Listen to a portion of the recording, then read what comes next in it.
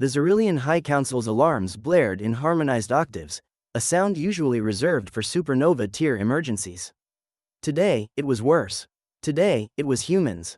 Vortax, a squid-like diplomat with bioluminescent frustration glands, slammed his tentacles on the holographic table. They're evolving. Observe the footage. The screen showed a human construction worker on Earth, chugging a murky liquid before roaring, "I'll finish this bridge by noon or die trying." Note the dilated pupils, hissed Vortax. The erratic aggression. Their scientists call it Monday. The council shuddered. Humanity's Berserker gene had to be contained before their madness infected the galaxy.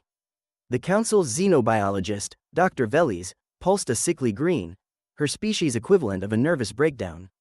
Genetic scans confirm it. Their adrenal systems spike daily without provocation.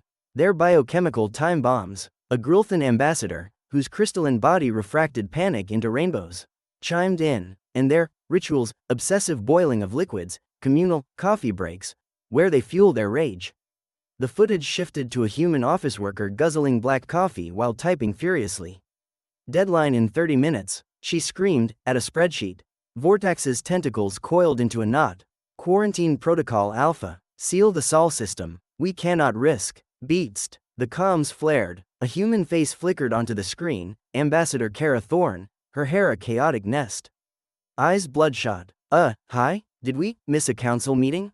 The council froze. Kara squinted at the screen, her brain still fogged by the 4 hours of sleep the galactic time zone had forced on her. Behind her, Earth's night cycle bathed her office in darkness, save for the glow of a half-assembled coffee machine. "Ambassador Thorne," Vortax hissed, his frustration glands now neon crimson. "Your species is under quarantine for biological instability. Prepare for quarantine?" Kara blurted, her voice cracking. Her hand instinctively groped for the coffee mug that wasn't there. The council had banned suspicious liquids after the incident with the Margarine Nebula. "You can't just arrest caffeine." The Grulthan ambassador's crystals flared. "Caffeine? What is this, caffeine?" Kara paused. The entire council leaned in, tentacles, eye stalks, and crystalline appendages twitching with dread. Oh no," she muttered, rubbing her temples. "You guys don't even know about coffee. Do you?" Dr. Veles slammed a tentacle on the table. "We know enough. Your Berserker gene triggers daily violence. Observe." The screen replayed a human barista snarling at a customer. "I said extra shot, Karen." "That's just Starbucks," Kara said weakly. "Starbucks?" Vortax recoiled. "Is this a human warlord? A Berserker hive mind?" Kara's eye twitched. Without caffeine, her patience was thinner than the council's understanding of espresso. "No, it's a coffee shop. We drink coffee to, function. Like your glow nectar?" The council erupted. "Glow nectar is a sacred sedative," shouted a jellyfish-like delegate. "We sip it to calm our nerve clusters. And we drink coffee to wake up," Kara snapped. "Look, can someone just please bring me a cup?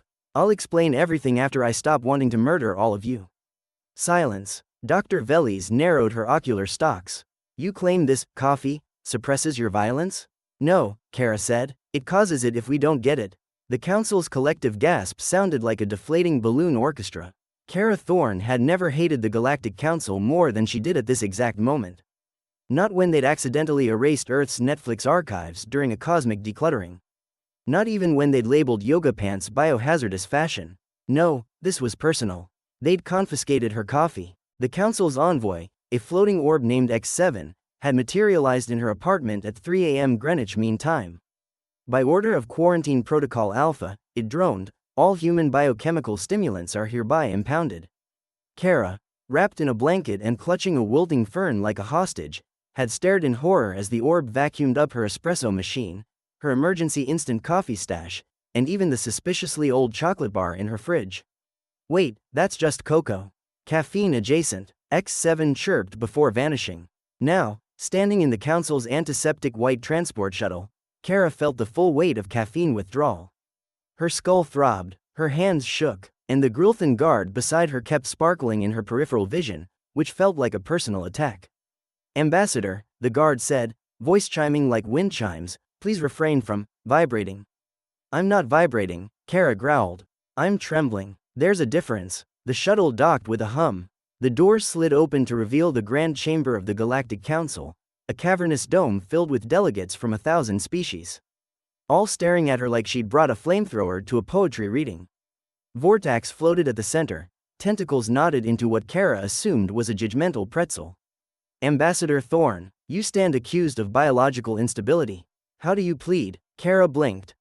Sleep deprived? A murmur rippled through the chamber. Dr. Veles projected a hologram of a human brain, lit up like a supernova. Your neural activity spikes unpredictably.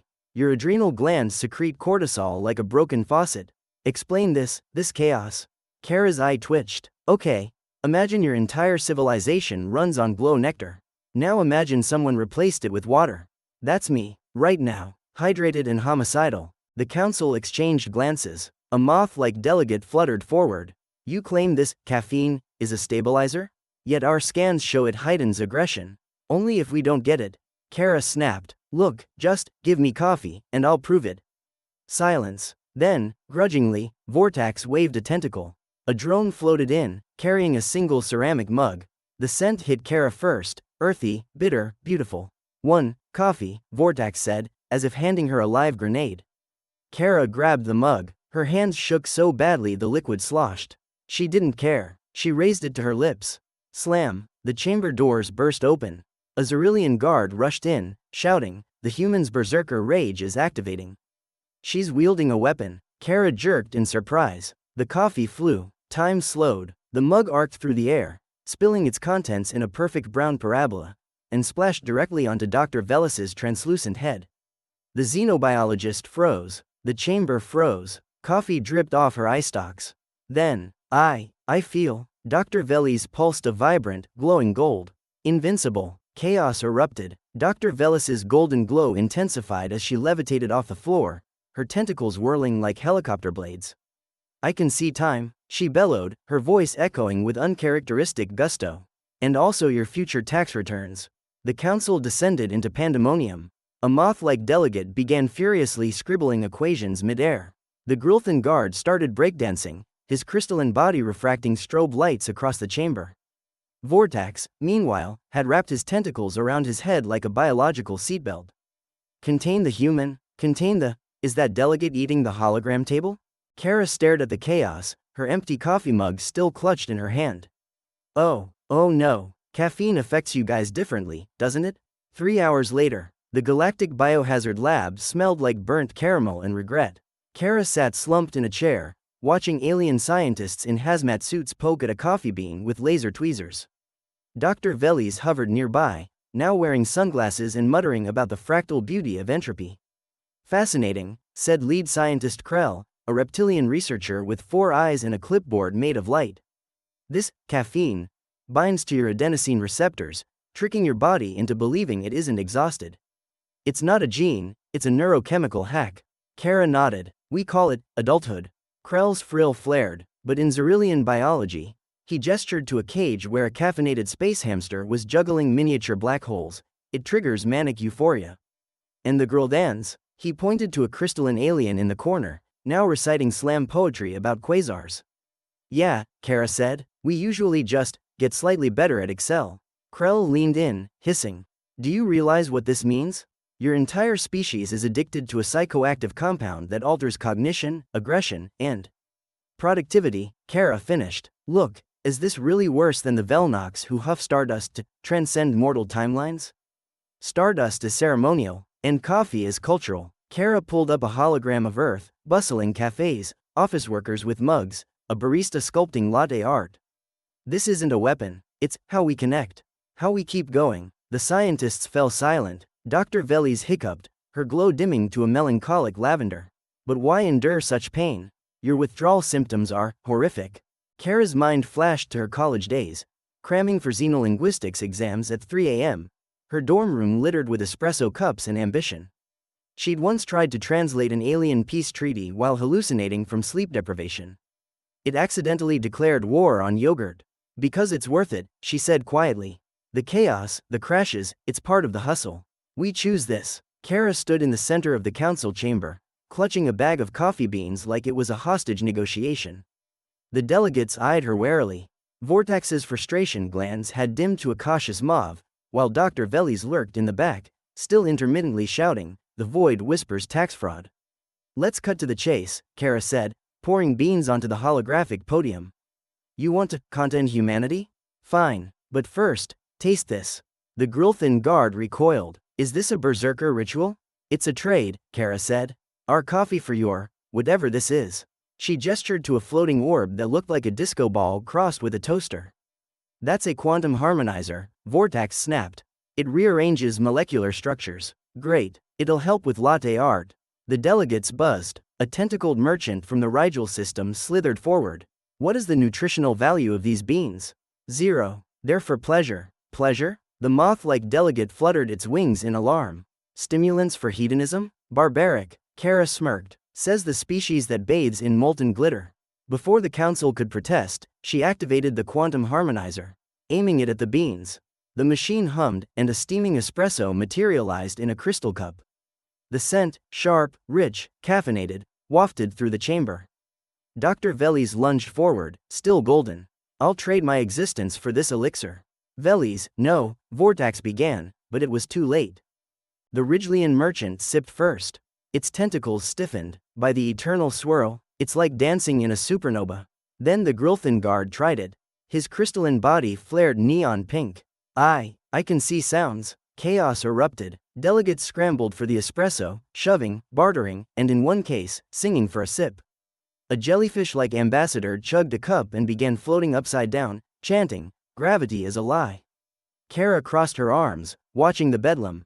Humans aren't the chaos, she thought. We're just the catalyst. 2 hours later, the council had devolved into a caffeine-fueled bazaar.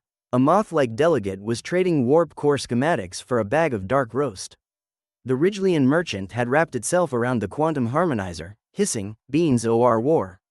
Vortex floated toward Kara, his tentacles drooping in defeat. This substance has destabilized the galaxy. Nah, Kara said, nodding to a Xerillian and Grilthin sharing a frappuccino. It's just connecting it. But the risks, the overdoses. Vortex gestured to a tiny alien pilot sprinting laps around the chamber, screaming, "I'm the lightspeed champion." Kara shrugged. First time's always wild. You'll build a tolerance. And if we refuse your trade? She grinned. Then I'll open a cafe next door. Call it Starbucks Prime. Charge double for artisanal nebula foam. Vortex's glands flushed deep blue, the color of surrender. 6 standard galactic cycles later, the Milky Way had a new capital. A space station called Coffea Interstellar. Humans called it Starbucks Prime. Kara Thorne leaned back in her chair, sipping a matcha latte, a concession to the Vigranians, who'd threatened war over bean supremacy. Across the table, Vortex grudgingly stamped a holographic document with his tentacle. The caffeine accords are ratified, he sighed. May the galaxy forgive us. The treaty was simple. Earth would supply coffee beans. The council would regulate dosage. After the Ridgelian espresso riot of '87, humanity would teach the art of chill to offset caffeine-induced hyperluminal poetry slams. Outside the viewing port, the station bustled. A Xerillian barista steamed milk while humming a Taylor Swift ballad. A Grilthin engineer adjusted the quantum harmonizer to print galaxy foam swirls. And in the corner, Dr. Veles held court at an open mic night, ranting about the existential virtues of cold brew. Kara smirked. Admit it, you love us. You're a plague, Vortex grumbled, though his frustration glands glowed a soft teal, the color of reluctant admiration. But a useful plague. The comms panel buzzed. A frazzled alien face appeared. A new species, their feathers bristling with anxiety. Ambassador Thorne, we've heard of your caffeine. Our world is divided by civil war. Can you help? Kara slid a menu across the screen. We've got a buy one-piece treaty, get one free scone deal. Interested? As the alien began negotiating, Kara glanced at Earth glowing in the distance. Humans had spent centuries fearing the galaxy would judge them for their flaws, their tempers, their exhaustion, their need for something as small as a cup of coffee. Turns out, the galaxy just wanted a sip.